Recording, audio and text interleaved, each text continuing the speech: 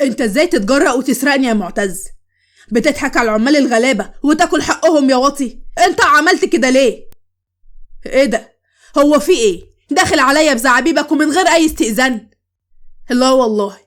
عايزني استأذن في ملكي؟ انت بتتدخل في شؤون المصنع ليه؟ والله انا حر. المصنع ده زي ما ليك فيه انا كمان ليا، وبعدين انا ما باخدش غير حقي. حق ايه يا ابو حق؟ انت ليك ايه عندي عشان تقولي حقك؟ انت زيك زي اي موظف بيشتغل عندي، ليك مرتب اخر الشهر بتاخده، لكن تتطول عليا وتسرق حق العمال يبقى تغور من الشركة، ما تورينيش وشك تاني. انت بتطردني من شركتي؟ شركتك؟ انت صدقت نفسك ولا ايه؟ الشركة دي انا اشتريتها من ابوك بعد ما كانت هتتباع في مزاد علني، وانت عشان ابن عمي خليتك فيها وعملتك مدير، مع انك فاشل وبتاع ستات وما تستاهلش اللي انت فيه دلوقتي. لكن يا حيلتها تيجي وتعمل لي فيها شبح الليل وتلعب بديلك، اقطعهولك. معاش ولا كان اللي فكر يديني على قفايا. اوعى تفتكر اني معرفش انت لاهف من ورايا قد ايه. انا بس ساكت وبمزاجي، وزي ما قلتلك سايبك هنا عشان انت ابن عمي مش اكتر. اللي زيك يا معتز ما ينفعش يشتغل في المكتب، لا، انت لازم تنزل تشتغل وتفحت الارض بسنانك عشان تعرف قيمة القرش الحلال، وقد ايه البني ادم بيتعب عشان يوصل للمكانة اللي هو فيها. تقصد ايه؟ اقصد ان انت لو عايز تشتغل معايا يبقى تنزل المصنع كواحد من العمال. لا، ده انت اكيد اتجننت. معتز، اياك ترفع صوتك عليا مرة تانية، انت سامع؟ والكلام اللي قلته ده كلام نهائي، ولو مش عاجبك تقدر تطرقني، بس الشركة دي ما تعتبهاش تاني. وبعد كده رحت ناحية الخزنة، دخلت الرقم السري وفتحتها، وطبعا معتز واقف مذهول، كان بيحسب ان مفيش حد غيره اللي عارف الرقم. فتحتها وخدت بعض الاوراق والمستندات وشوية فلوس وحطيتهم في شنطة. محمود، اقفل المكتب بعد ما البي يخرج، وما تخليش اي حد يدخله تاني من غير اذني. انت سامعني ولا لا؟ حاضر. اوف، مش عارف اعمل ايه بس يا ربي، ما انا مش لاقي طباخ. وبعدين مهما دورت عمري في حياتي ما هلاقي طباخ بالمواصفات اللي مراد بيه عايزها. ده عايز طباخ من كوكب الاحلام والخيالات بس. هو انا كل ما اشوفك الاقيك بتكلم نفسك يا عماد؟ ما انا مش عارف الاقيها منين ولا منين. كل مره الباشا بيطلب مني حاجه اجي اعملها ما تعجبوش فيتنرفز عليا. ليه؟ هو طلباته صعبه قوي كده؟ قوي. ده عايز له فانوس سحر عشان نعرف نلاقيها. تتصور ان مفيش ولا طباخ من اللي انا جبتهم قبل كده عجبوه؟ ده الشهر ده بس لوحده ممشي يجي 10 طباخين، ده على الرغم من ان كل الطباخين ماهرين واكلهم يجنن، لكن هو عايز حد متفصل يبقى متعمق في فن الطبيخ، بيطبخ بروحه مش بايده، يعمل له الحاجه اللي بيتمناها من قبل حتى ما يقول عليها. وانا بصراحه مش عارف الاقي الشخص ده فين. خلصت كلامي وما لقيتش اي رد من عم شفيق، وحسيت ان هو سرحان مع نفسه. ايه يا عم الناس، رحت فين؟ جات لي فكره من جوايا، مع اني عارف ان الفكره دي مستحيله وان مراد عمره ما هيقبل بيها.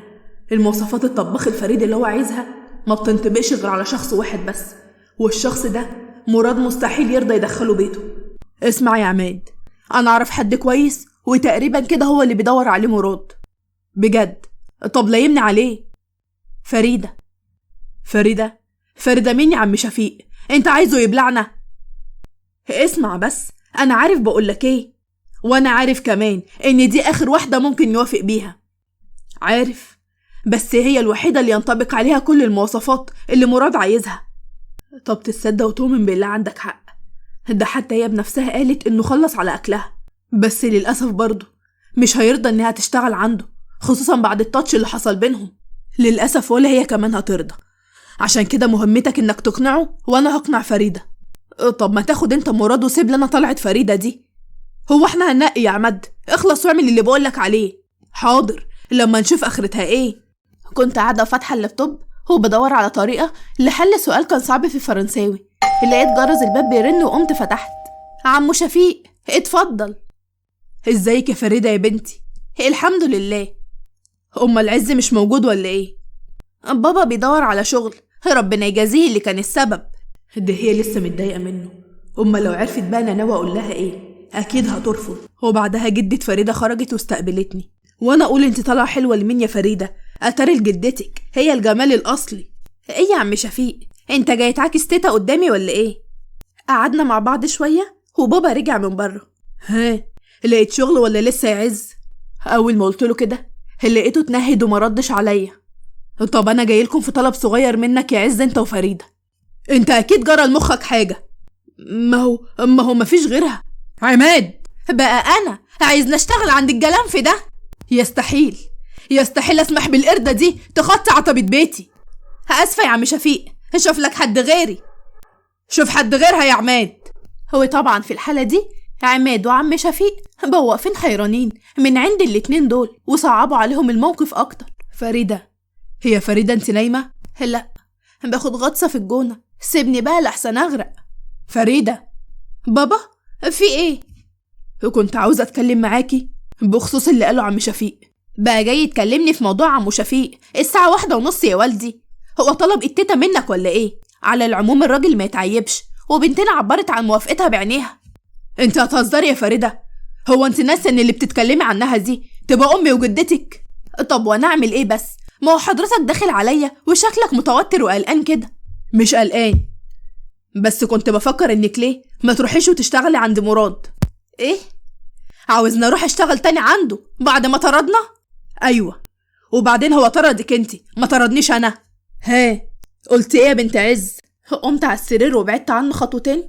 هو انا باين عليا اني مش راضيه تماما عن اللي بابا بيقوله.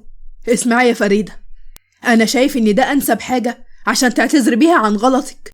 بقيت مستغربه من موقف بابا اللي مصمم ان انا اعتذر له. ولو قلت لك يا بابا اني مش حابه اروح ولا حتى عايزه اعتذر، مش انا بس اللي غلطت، هو كمان اتصرف بتكبر. تصرفه ده كان رد على اللي انت عملتيه فيه. ماشي يا بابا، هحاول اشوف مواعيدي. مش هتحاولي، انت هتشوفي فعلا. يلا تصبحي على خير. هو سابني وخرج، وانا رميت نفسي على السرير وفضلت اعيط لحد ما رحت في النوم. انت بتطرد ابني من الشركة يا مراد؟ ايوه طردته. ليه؟ انت هتتنطط علينا اكمنك اشتريت الشركة يعني؟ عمي، انا عملت اللي بيملاه عليا ضميري، وبعدين ده انا كنت فاكرك جاي تشكرني علشان بربيهولك. ليه؟ شايفه قليل الرباية وصايع وعايش عالي على كل اللي حواليه. انت بتذلنا يعني على الكام ملطوش اللي بناخدهم منك؟ انت بتقول ايه يا عمي؟ انا عمري ما ذليت حد ولا عمري بتعالى عليكم، لكن ابنك اتعدى حدوده وكمان عمل مخالفات اتسببت في اذية العمال. عشان كده امرته ان هو ينزل المصنع، وانت المفروض تنصحه يتراجع عن اللي بيعمله، مش تيجي وتعاتبني. ماشي يا مراد، اعمل اللي انت عايزه، بس انا ابني مش هينزل يشتغل عامل في مصنع، لان ابن الاكابر حقه يقعد على العرش والناس تديله تعظيم، مش يوسخ ايده في الشغل مع العمال اللي المفروض شغالين عنده. قال لي كده وسابني ومشي. اتضايقت جدا، كنت بحسب ان الاب كويس ويفهم الامر ويروح يعاقب ابنه على اللي هو عمله، لكن باين ان شجرة الشوك ما بتطرحش غير شوك. لو سمحتي، مكتب مراد بيه فين؟ المكتب مراد بيه فوق في الدور التاني. هو فعلا طلعت الدور التاني وبقيت ماشيه عماله ادور على مكتبه. هي طرفين مكتبك يا بعبع افندي؟ بتدوري على حاجه يا انسه؟ خضتيني يا اسمك ايه؟ هو انت بتعملي ايه عندك؟ شايفاكي بتتلفتي حواليكي كتير، يعني هكون بعمل ايه يعني؟ بدور على مكتب مدير المخروبه دي. مخروبه؟ وبعدين المكتب قدامك اهو، ايه مش شايفاه؟ شكرا يا اختي. رحت على المكان اللي شاورتلي عليه، بس ما لقيتش حد قاعد على مكتب الاستقبال. رحت فتحت الباب ودخلت. انت ازاي تدخلي كده؟ ومين اللي سمحلك اصلا تخطي عتبة شركتي؟ يا سلام، هو مين اللي هيمنعني اصلا؟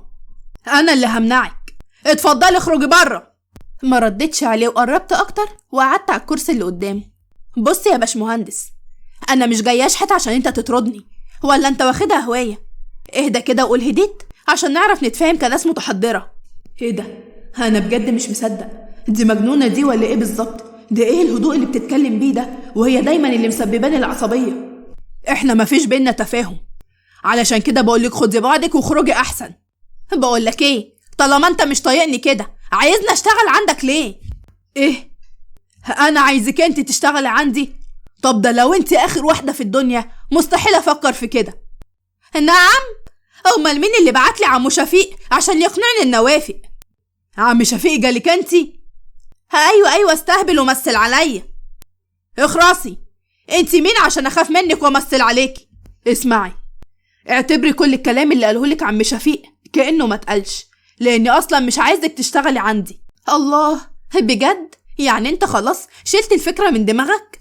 انا اصلا ما فكرتش فيها عشان اشيلها، ثم اني لو عاوزك ما كنتش طردتك من المصنع زي العرسة. يا بقى انا عرسة يا جلنف؟ يا حرام الاكل، بره، اخرجي بره. قلت لها كده وخدت بعضها وخرجت، وانا بقيت قاعد مش مصدق. ايه البت دي؟ في حد بالاسلوب ده؟ وكمان ليه عم شفيق يحاول يقنعها ان هي تشتغل عندي بالطريقة دي؟ عماد من ناحية بيحاول يقنعني، وعم شفيق من الناحية التانية بيحاول يقنعها هي. اكيد الموضوع في إن. ولحد هنا بتكون خلصت حلقتنا. استنوني في حلقة جديدة بأحداث جديدة، وفي نهاية الفيديو ما تنسوش تدعموني بالاشتراك في القناة وتفعيل الجرس على الكل عشان يوصل لكم إشعار لكل قصة جديدة.